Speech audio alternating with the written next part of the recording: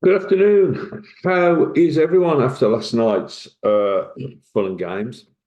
Uh, what can you say about the game last night? I just want to say a few words about it, give you my thoughts on how it went.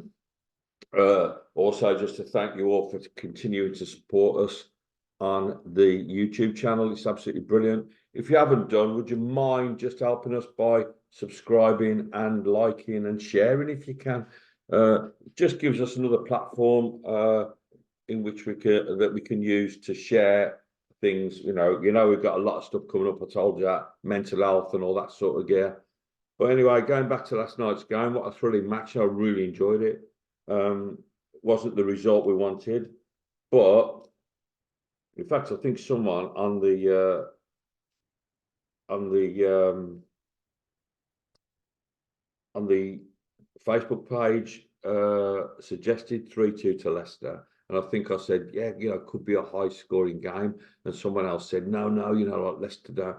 Well, you know what? That sort of way that Leicester play, which is the way we want to play, those are the sort of results you're going to get. I mean, it's no coincidence that Leicester won 3-2 last week as well. It's Moresa and the way he sets them up, and that's how he wants to play, and I absolutely love it. I do. And if Rooney can get anything like that out of our lads, it'll be absolutely brilliant. Um, they did their best last night, and they played in that way. They played in the way that he wants them to, and they played quite well doing it as well. We were playing a team that were better at it than we were. That was the whole thing. I think a lot of fans have to get out of their head that we're not playing, a strict 4-4-2 or 4-2-3-1. It isn't like that when you play this game. You commit yourself to attack. That's what it's about. The defenders start the attacks. You've seen it last night, particularly with them. Their transitions were amazing. But you've got to get it out of your head of people saying today, like on our Facebook group, oh, like Bielik was out of position or Sanderson was out of position. Buchanan was coming inside because Sanderson wasn't in position. Forget in position, right? Get it out of your head because when they go forward, they go forward. You didn't see that. You didn't see the Leicester players complying to positions. They do when that move starts from the back. And you've seen Blues do it lots last night, which was great. Passing between Buchanan, the centre halves, and Avu. But then when we went forward, everyone broke forward. It wasn't like, it's not, you've got to just forget that whole thing out of your head. Forget it. Don't start saying Bielik was out of position. But Bielik didn't have a great game last night. His passing was poor, but he wasn't out of position. At one point, they're not going to sit in front of the back four all night. At one point, I was listening to it on Sky last night. I thought I would just see what their opinion was. And at one point, the Sky commentator said, Rooney's yelling for Bielik to get forward. Look where he is. And Bielik was right on the edge of the box when we're attacking. It's exactly what we want. We want everyone there. Just the way that they did. When we hit the post and they broke, that transition was unbelievable. It took 6 seconds from the ball hitting the post to them scoring. That's what you call fast transitional play. And they're all ready for it. 4 of them broke. Our defenders had no chance. But if you get caught out like that, when you play the game that we're playing at the moment and the game Leicester are playing, you're going to get caught out over the top. And it's going to happen. And it happened to us twice. No one's out of position. We're all forward trying to score. Don't be saying someone said, well, Sanderson, he just couldn't get back fast enough. He left his position. He didn't. He was told to go forward. That's what it's about. Please try and understand. Once you get it into your head and you understand it, it's great. But you're slagging off players. You're unduly knocking players because the manager's yelling them to get up there. Avu was attacking on the edge of the box. Sanderson was. We've seen Buchanan going from the right hand side of the pitch into the middle when they attacked. And people say Buchanan left his wing open. He didn't defend it. He didn't need to defend it. defend it. We're attacking. All right, please, please, please try to understand. Okay, it's not a regimented system. You've seen it last night, and an interesting thing on Sky last night. I found it dead interesting because they were talking about Moresa and the way that Leicester play, and they played. Who did they play last week? Someone. Oh, Millwall. They played Millwall last week, and the commentator said Moresa was shocked because Millwall didn't set up the way he expected them to. They set up with 5 at the back, and Leicester struggled for a while. And you know how Moresa solved that problem? He put 6 up front. That's how he solved that problem, and it worked. They come back and they won 3-2. Leicester aren't impregnable in defence. It's that they're so brilliant up front and on that transition that they're hard to get into attacking positions. And I think last night the fact that we scored 2 goals was brilliant. And I've got to be honest, at the end, I think Leicester were hanging on. They had to bring players on. Although, like the players they bought on, Cannon and Suter. I mean, Tom Cannon was a player that we were trying to get all the way through the close season last season. And I think a few of you might remember that I was saying, we're going to sign Cannon. We're definitely going to sign him. He's gone quiet on him. We're going to sign him, from Everton. And then the next thing you know, Leicester signed him for 8 million, The guy can't get in the team. He's on the bench. Harry Suter, and these are their squad players. All right. So don't look at last night and think that we're struggling too much. We are at the moment because the squad we've got, but look at that squad that Leicester got. It's a Premiership team. It really is, from back to front, they're a really good side. And they're arrogant bastards as well, But I sort of like the arrogance in a way because they're proud of what they can do. I would love us to go and score at Villa or something and 3 of our players to sit in front of the Alt End on the wall and have a bit of a cuddle. I mean, it's annoying, pisses you off. But they're so good, you got to give credit where it's due. But credit to our lads, I thought, and so many players were named last night on our Facebook page that played badly, or you thought played badly. They didn't, they honestly didn't. I mean, Bakuna didn't have the best game in his life, but he was there, and that guy can bring something out of nothing. You're seeing a lot of the times Bakuna was wide on the left. Where was Dembele? He was elsewhere. They were interchanging well. Dembele, if anything, his problem is that he tries to beat an extra 1 player too many, or he doesn't release the ball fast enough. This is what they've got to understand that they have to do. You're seeing that 6-second break from Leicester. I mean, no one put the foot on the ball. That was just absolutely brilliant transitional play, and they all knew where each other were. They had another couple of chances later on that they didn't execute quite so well, and that's sort of how it goes. I think Dewsbury Hall was a pain in the arse all night, but he made a few cock-ups, At one point, I think he had Mavididi free on the left, and he was in the middle, and he played the wrong ball. But it very rarely happened with Leicester. They're very, very good at the transition. Indeed, he played well. They've just got this great way of understanding each other, and that's what Rooney's trying to instill into our players, and it's slowly getting there. Again, going back to Sky commentary, because I never listened to Sky, by the way, but I did. And they seem to be really buying into us for some reason. I don't know, but they are. They were sort of talking about, the Blues of what they want to play like Leicester. This, here's a great example of how Birmingham want to play. They were saying how great it was to see the stadium all open again, and how St Andrews can be the 12th man because our crowd is so brilliant when they, when we get behind the team. It was sort of quite nice to hear it, and not people slagging Rooney all the time. I've had a go at him over the last few weeks, I have. But then when you see it starting to gel, I'm glad it's gelled for him because we want to get 100% behind him. Things are changing bit by bit. But like I said, the Sky commentator said that, someone had spoken to John Ruddy, and John Ruddy had said, I'm buying into this passing from the back. I'm going to give it a go. And he was great at it last night. Ruddy was good at it, but he also got it right when he cleared it. And if you look at the Leicester keeper, a couple of times when he's put under pressure, he played the long ball. You know, he's not doing anything wrong. He's making the right choice. And that's the choices we've got to make. We've seen Ruddy do it before when the ball's come to his feet and he's having to think about playing the ball and he's got caught in possession. If for 1 second you have to think about playing it, just hoof it. You know, it's always going to be safety first, always.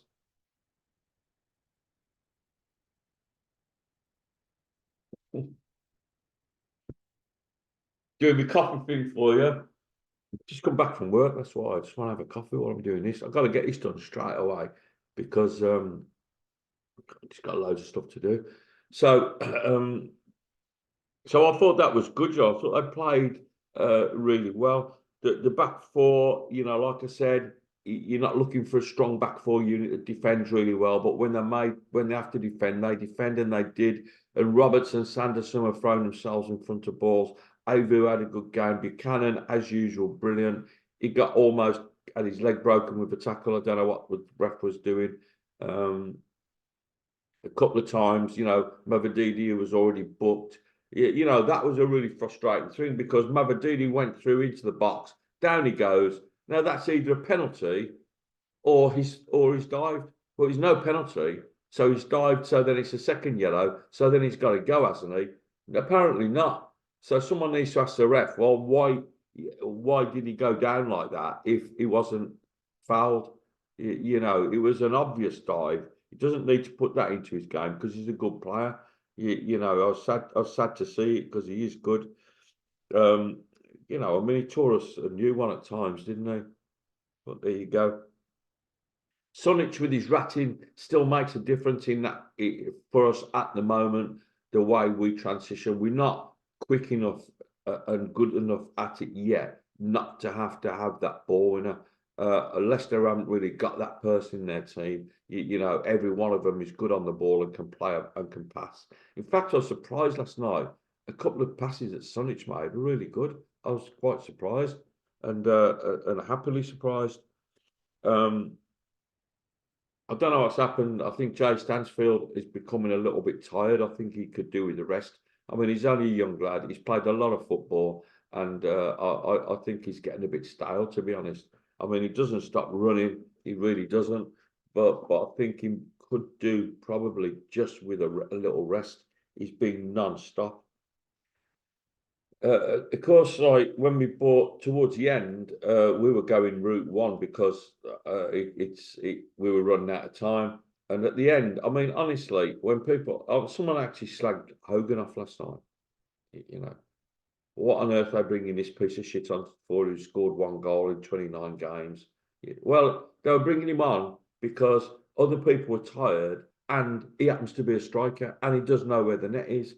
You may have, you know, a rather jaded opinion of him, but, you know, don't slag the lad. He hasn't played for weeks and weeks. He just come on, all right? We had on at the end, Hogan, Burke, Duke. They were all brought on. All those forwards were brought on because we were throwing everything at scoring a goal. You know, if after watching that match, and you go onto Facebook and the first thing you can put on there is why the fuck did he bring Hogan on? Then you just need to go and watch someone else because I didn't even notice Hogan had come on. I was too interested in watching what we were doing. And when the game was over, I wanted to talk about how we played, how good Leicester were, how good our transitions are getting, how good we're starting to look when we go forward. I weren't going to say Hogan came on with 3 minutes to go. What the hell is Rooney doing? I mean, what's the matter with you? Fucking hell, come on, like, you know, get on side. It ain't going to happen unless all of us are happening with it, right? It just makes me laugh. Oh, you've destroyed Hogan once, right? Don't destroy him again. He's about to leave. Give him a bit of breathing space. He did nothing wrong last night. Nothing at all. If you want to slag someone, and I don't want you to slag anyone, have a little go at Stanfield if somebody ain't scored for ages. Have a go at him. In fact, I did notice a couple of people last night. Stanfield ain't scored for ages, you know. You'll be the next one. But anyway, we've got to get that sort of thing out of our head. Then Donovan came on, didn't he? What do you think of Donovan then? Kid's got a lot, he's got a lot to offer. I don't think he's quite ready yet. Sort of reminded me a little bit of Hannibal in the way he plays. He's wholehearted. He throws everything into it. He's all arms and legs. He's got a lovely little touch. The one thing I did notice, and it was a bit like when I was watching Joe Bellingham last season, he looks a bit lightweight. He hasn't got enough. He's not like really, really muscly like me. He hasn't got enough muscle on him yet, so he needs to beef up a little bit, and I think that'll make a lot of difference to his game. And I seen Job earlier this season playing for Sunderland. In fact, it was against us, and he looks like he's put a bit of size on, doesn't it? And hasn't that made a difference to his game? And I think that'll happen with Donovan. He's only 17, he's a young lad, and I know the thing about if they're if they're good enough, they're old enough. Absolutely agree with it, but they've got to be physically ready enough as well, because at that age as well, his growth plates still haven't set yet. So you get growth plate fractures and stuff if they're a little bit young for their age, and I think he probably is. But he looks like someone that can cause defensive trouble, and I think he's great to bring on towards the end, particularly when you've got a team, when we're throwing people forward and Leicester are pinned back. And they've decided they're going to settle last night like they did for the win. But even then, if you noticed, even when we were like pressing them, playing the long ball, they never panicked with that transition. Every time when that ball left their back four, we were on the back foot, ultra fast, because that transitional play of Leicester's is brilliant. Absolutely love. I love watching them. It was a good game last night. I don't know what the gate was. Someone said it was over 20,000. If it was, it's good because it was expensive. I'm guessing it was freezing cold and wet. So all in all, I think we played well. I think good as well to have the Roberts throw there. Someone was saying to me about 10 minutes ago, I was on Facebook, and someone was saying, well, what? I said, they're going to push him Bielik forward, because when we like last night, we didn't have either Djukovic or Burke starting. So he's really, really small up front.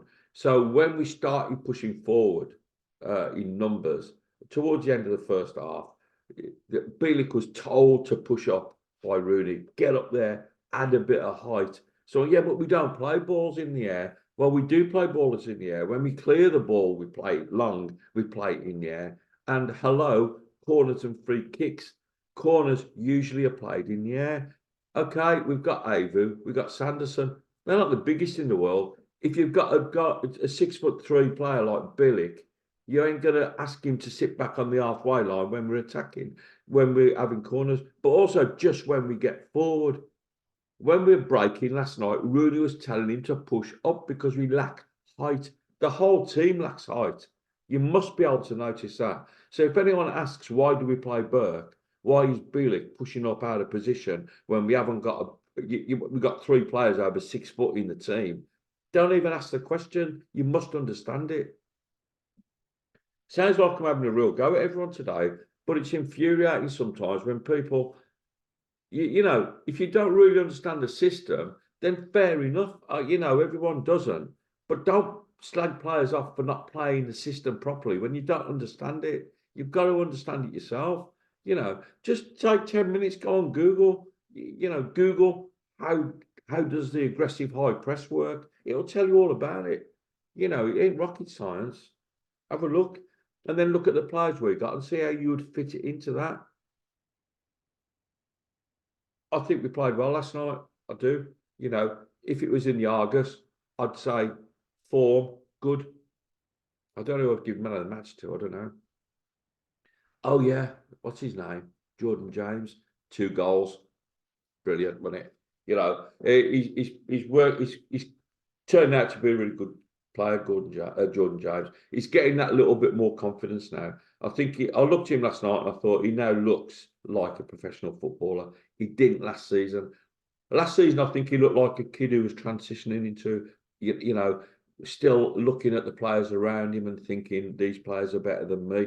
I think now he's taken ownership of himself, and I think it's showing in the way he plays. He's matured a lot. He's not scared to take the ball on a bit more. He's he's scoring some goals, and adding goals like that is brilliant. Someone put on the Facebook, our Facebook group, by the way, in case you don't know it, it's called the BCFC, the project. Please join in. It's not the usual shit that you get on Facebook. So someone put on there, play him up front. He's scoring goals. It doesn't.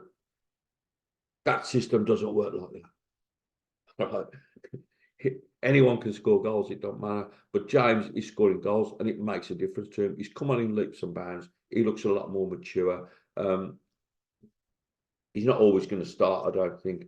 But I think at the moment he's earned his prize, and he's starting. And it was said, like I said on Facebook, it was said this morning that let's get him on a contract. Let's tie him down for 3 years and make him stay with us. Again, it ain't going to work like that. You've got to think about all the stuff that's been said over the last year. All right, Nighthead. If the right offer comes in for Jordan James, it's goodbye. It's goodbye, Jordan. Right, he's going, because that's how we are going to be now. So if, for instance, someone came in January and said, we'll give you 8 million for James, he'll be out the door like that, because in their head, they're thinking they got £8 million to replace him with someone for £1 million in January, and they got 7 million in the coffers to go against our financial fair play and to spend in the summer. And that's where the recruiting is really important.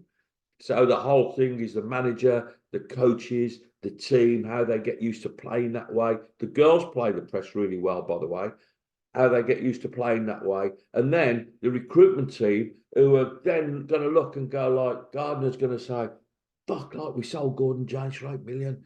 But then the process, the way it works, they will already have a pool of players that they will go, so who do you think would suit the role that Jordan James plays? Hang on a minute. You see him there, that young Italian lad. Brilliant, let's bring him in. We get him for 800,000.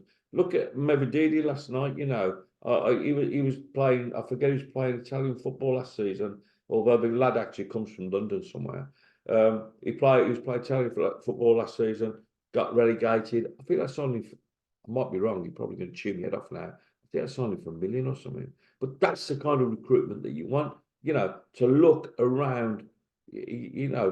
Those teams. Look at Buchanan. What's he worth now? I think we paid 700,000 for him. What's Buchanan worth? It's those sort of things, and it's all about making money at the end of the day. United at the end of the day are going to want to make money, and they make money by us being successful. So you scratch your back and I'll scratch mine, or the other way around, something like that. So I'm finished now. All right, I've had a bit of moan at everybody, but. On a serious note, I was well pleased. We go to Plymouth on Saturday. I know quite a few people go to. I think we sold out at Plymouth, which is absolutely brilliant. You away fans are fantastic. I know, like, the disco buses are probably going. I think Tony's away. I don't even know if he's going to be back for the game. Probably not. But the disco buses will be going. Loads of you will be going. I want you to have a fantastic time. Enjoy it. Home park's good. Plymouth's a good place, a nice place as well. Stay overnight if you can. Have the crack. And bring the 3 points back, because something, I fancy us this week. I just hope we don't have that thing that we've done before, where we just drop back a little bit for a while, and we seem to let it get on top of us. Go out on Saturday, lads. Wear the badge. Be proud and bring the 3 points home for us. You were unlucky last night, and I want to start winning a few games now. Just get us away from that bottom end of the table. All right, then, that's me done. Please subscribe, and I'll be putting some other stuff on very shortly. So, been absolutely great talking to you all, guys. Have a fantastic Tuesday, and I'll shut my gob for a bit now. Go and have another coffee. All right, see ya. Keep right on.